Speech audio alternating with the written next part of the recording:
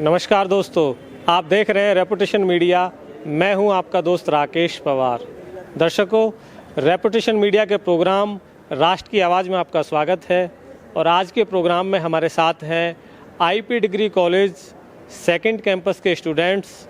उनसे जानते हैं वन नेशन वन इलेक्शन पर उनकी क्या राय है, देश में केंद्र की सरकार और उत्तर प्रदेश में स्टेट की जो गवर्नमेंट है वो कैसा कार्य कर रहे हैं, और तमाम बातों पर उनसे बात करेंगे कि ये स्टूडेंट क्या सोचते हैं और क्या इनका कहना है।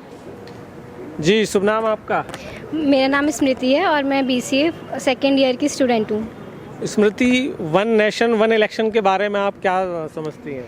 अगर होता है तो सबसे पहले तो इसमें वेस्टेज ऑफ मनी बहुत कम होगा, और जो एक डिसीजन जो लिया जाएगा उस पर प्रॉपर्ली फोकस किया जाएगा, उसके ऊपर पूरा वर्क किया जाएगा, ना कि ऐसे कि बार-बार इलेक्शंस के ऊपर एक चीज़ पे से फोकस नहीं हटेगा। फिर पोजीशन के जो लीडर्स हैं वो वन नेशन वन इलेक्शन का विरोध किस लिए कर रहे हैं, कुछ जानते हैं आप इस बारे में? क्योंकि उनकी चलाई नहीं जाती, जो चीज़ें होनी चाहिए वो होनी चाहिए, और जो उनको अपना वो है कि उनका मतलब हर इंसान का अपना पॉइंट ऑफ व्यू है, तो वो उससे अग्री नहीं करते हैं। जी, आपका शुभ नाम? विशी गुप्ता। विशी, वन नेशन वन इलेक्शन के बारे में आपका क्या सोचना है? गवर्नमेंट ये सही कर रही है या गलत? मेरे हिसाब से ये काफ़ी अच्छा डिसीजन है, क्योंकि इंडिया का बजट ऑलरेडी डेफिसिट में चलता है। हमारे एक्सपेंसेस ज़्यादा होते हैं और इनकम कम होती है, तो अगर इस तरीके से हमारा एक्सपेंडिचर कम होगा तो हम लोग थोड़ा सेव कर पाएंगे, जो बाकी और नेशन के बेटरमेंट में यूज़ हो सकता है। अपोजिशन के जो लीडर्स हैं जो इसके बारे में बोल रहे हैं कि ये नहीं होना चाहिए, तो ये अपोजिशन के लीडर्स की क्या सोच है इसके बारे में? कुछ they know that they will never win. उन्हें पता है वो नहीं जीतेंगे, तो वो चाहते हैं कि वहाँ से भी उनका जो एक जरिया है जीतने का वो बना रहे। मतलब स्टेट की जो गवर्नमेंट्स हैं वो अलग अलग स्टेट्स में कहीं ना कहीं बनी रहे, जिससे कि उनको एक इजी रूल मिल जाए, उनको रूल करने का मौका मिल जाए। आपका शुभ नाम? जी, चंद्रवीर सोलंकी। चंद्रवीर सोलंकी। हाँ जी। सोलंकी, आप उत्तर प्रदेश के जनपद बुलंदशहर से हैं। हाँ जी। तो यहाँ जो उत्तर प्रदेश की गवर्नमेंट है, हाँ जी, यहाँ चीफ मिनिस्टर हैं योगी जी, हाँ जी, वो प्रदेश के अंदर कैसा कार्य कर रहे हैं? ये प्रदेश के अंदर बहुत बढ़िया कार्य है। जैसा कि हम सब जानते हैं, यहाँ पे बहुत बड़ी तानाशाही चलती थी कुछ समय पहले। अब जानते हैं कि कोई भी गलत काम करने से पहले हाँ जी बाबा हैं, डरते हैं लोग। तो इससे ज़्यादा और खुशी क्या हो सकती है इस सरकार से हमें? डरते कौन लोग हैं? डरते वो लोग हैं जो गलत करना चाहते हैं। अच्छा, मोदी जी के बारे में क्या सोचना है आपका? मोदी जी के बारे में अच्छा सोचना, उन्होंने अभी वन नेशन वन इलेक्शन का किया है, तो उसमें ये है कि अपोजिशन के लोग मना कर रहे हैं, उसका विरोध कर रहे हैं, इसलिए कि सबसे बड़ा जरिया ब्लैक मनी को रखने का यही है। इलेक्शन के टाइम पे काम आता है, वो इलेक्शन के टाइम पे पैसा बांटा जाता है, इससे उनकी रईसी में दिक्कत आएंगी। इस चक्कर में वो कुछ विरोध कर रहे हैं, उनकी सरकार ना आने का डर। कुछ जगह ऐसी होती हैं जहाँ पे पैसे से वोट खरीदी जाती हैं, तो यही है। जी, आपका क्या कहना है? मेरा नाम चंद्रवीर सिंह है, और मेरा भी यही कहना है कि जो अपोजिशन पार्टीज़ हैं ये अपने पैसे को भरती रहती है और लास्ट टाइम पे निकालती हैं इलेक्शन पे, और अपनी वोटें खरीदने के लिए। अगर ये सब बंद कर दे तो हमारे देश बहुत अच्छे आगे जाएगा और तरक्की करेगा। मोदी जी का साथ सबको देना चाहिए, बस सर इतना ही कहना चाहिए। आपका क्या नाम है? सर, मेरा नाम नीतीश शर्मा है। नीतीश, अभी हाल ही में देश ने G20 की अध्यक्षता की है। जी सर। और नरेंद्र मोदी ने पूरे देश के लोग दिल्ली के अंदर आए, तो G20 से आप क्या समझते हैं? ये देश के लिए अच्छा हुआ है, क्या है, कैसे? सर, G20 की अध्यक्षता करना एक तो हमारे देश के लिए बहुत बड़ी बात भी है, और वर्ल्ड लीडर बनने के तौर पर भारत को एक अच्छी उपाधि मिली है, और इससे एक सांप्रदायिक सौहार्द भी बना रहेगा, जिससे आगे जाके और देशों से हमारे संबंध अच्छे रहेंगे। ये जो प्रोग्राम हुआ है G20, ये सक्सेस प्रोग्राम है, जैसे आपने कि न्यूज़ में देखा कुछ? जी सर। अभी 2024 में यहाँ पार्लियामेंट्री इलेक्शन देश के अंदर होने हैं। जी। तो किस गवर्नमेंट के आसार हैं अभी? 99% एनडीए का है। जी। एनडीए को क्यों समझते हैं आप कि 2024 में वो रिपीट होगी? सर, एनडीए की डेवलपमेंट ऐसे हैं जो आज तक की जो कांग्रेस की गवर्नमेंट हम लोग देखते आए हैं वो लोग नहीं कर पाए। हम कश्मीर का ले लें, जितनी वहाँ तानाशाही रही, वहाँ कश्मीरी हिंदुओं को इतने मारा गया, पर अब टाइम पे कश्मीर का भी हाल बहुत अच्छा है, और ऑल ओवर इंडिया हर जगह बहुत सही चल रहा है, डेवलपमेंट्स अच्छा हो रहा है।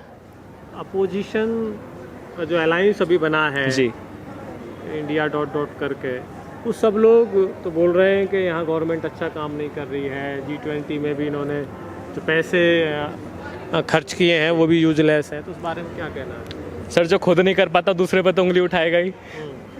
अब उन्होंने अपने आप को इंडिया नाम दिया, जो कि खुद नहीं जानते कि इंडिया को डिवाइड करने वाले राहुल गांधी खुद इस ग्रुप ऑफ स्टेट्स बोलते हैं कंट्री को। उन्हें ये नहीं पता कि पूरा एक अखंड भारत भी है, तो वो उनकी क्या सुनना इस बात पर। आप क्या समझते हैं कि ये जो अपोजिशन है वो हाशिए पर है या क्या, कैसा? ऑलमोस्ट ख़त्म होने पर है। ऑलमोस्ट ख़त्म होने पर है। देश में करप्शन एक अहम मुद्दा है और उससे सभी लोग सफ़र कर रहे हैं, सभी लोग परेशान हैं, तो करप्शन पे कुछ बोलेंगे आप?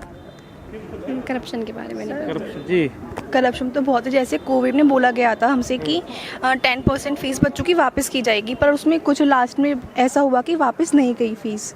और हर स्कूल में बोला था कि आप एप्लीकेशन सबमिट कीजिए, उसके बाद आपको कुछ बताया जाएगा इसके बारे में, आपकी फ़ीस आपके अकाउंट में आ जाएगी हाफ, लेकिन ऐसा कुछ नहीं हुआ। ऐसा कुछ नहीं हुआ, तो आप लोगों ने उसकी आवाज़ उठाई?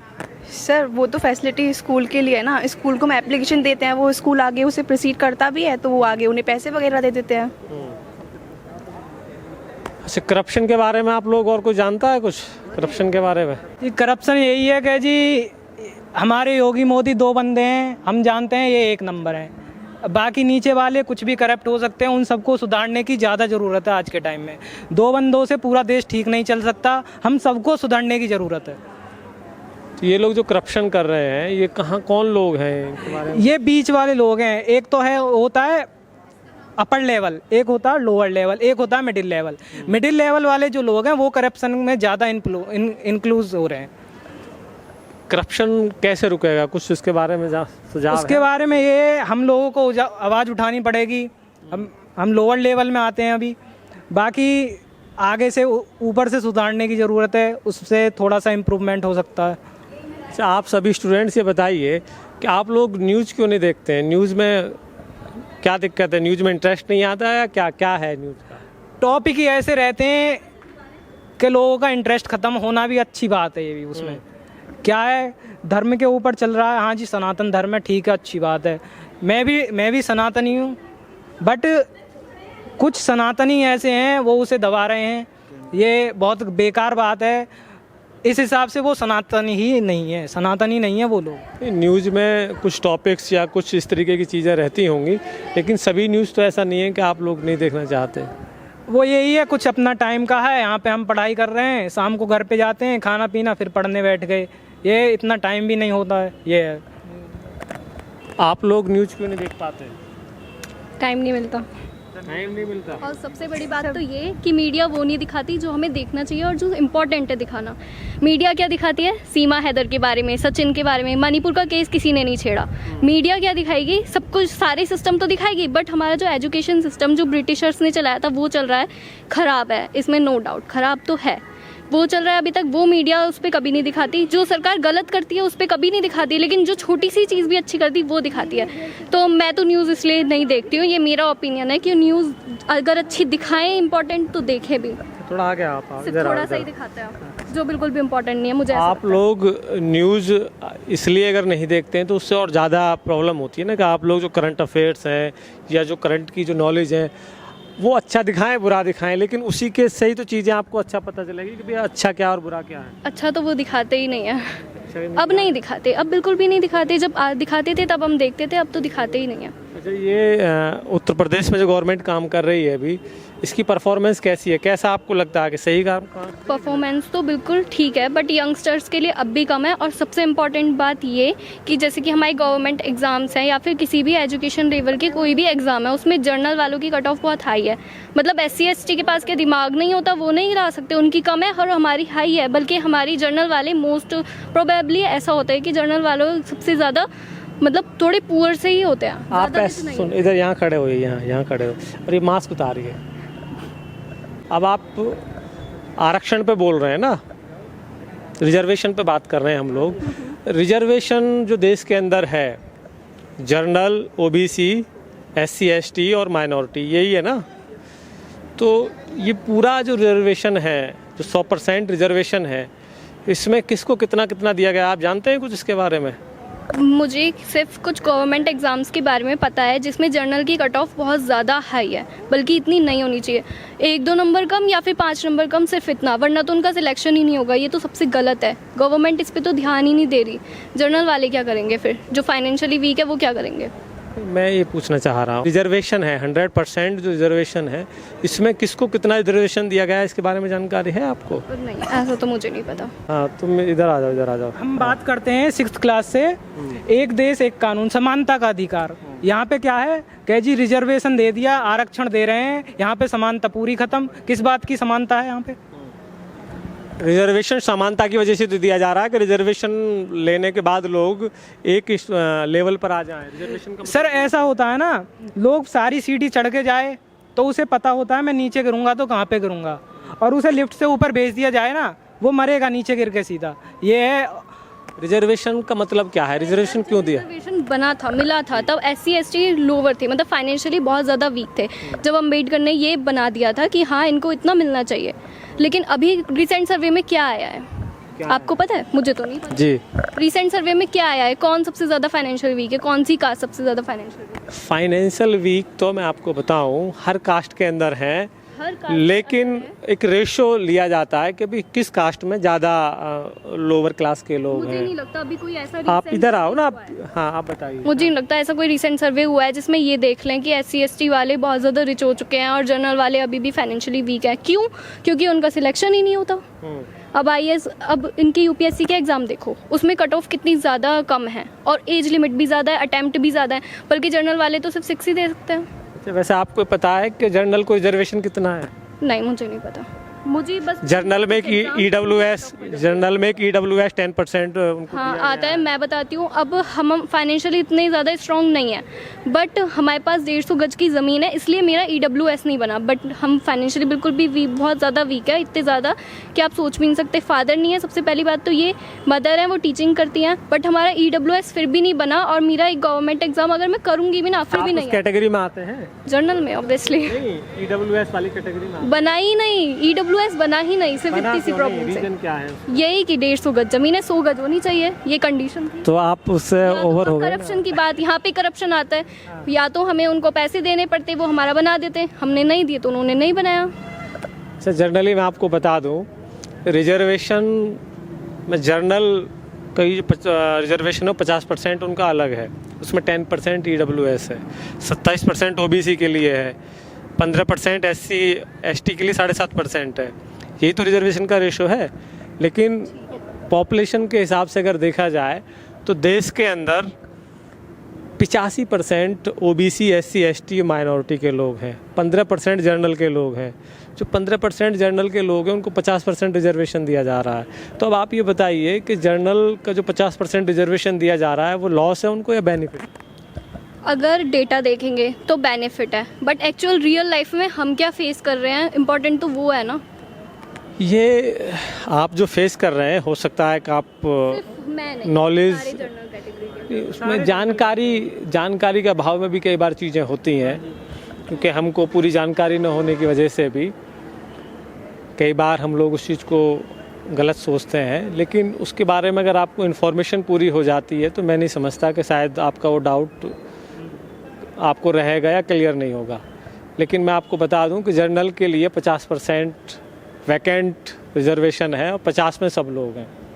सर अभी का करंट रेशियो है? करंट रेशो यही है भाई, आप ये लगा ली, जर्नल पूरे देश के अंदर 15% है जर्नल, 85 में सारी हैं OBC SC ST और माइनॉरिटी। अब वो 85% 50% में है, 49.5% रिजर्वेशन है और 50% में जर्नल है। अब आप मुझे बताइए जर्नल को बेनिफिट है या और लोगों को बेनिफिट है? ऐसा तो हमें कुछ दिख ही नहीं रहा। आप पढ़िए ना इसके बारे में, आप देखने से थोड़ी नहीं हो रहा। बट जो हमारी गवर्नमेंट एग्जाम है उनकी कट ऑफ आप देखिए, कट ऑफ आपकी हाई जा रही है, लेकिन आप उस चीज़ को देखिए ना कि रेशो कितना है। उससे क्या फर्क पड़ता है? हमारी कट ऑफ तो देखो कितनी है। क्या हम जर्नल वालों में इतना दिमाग है?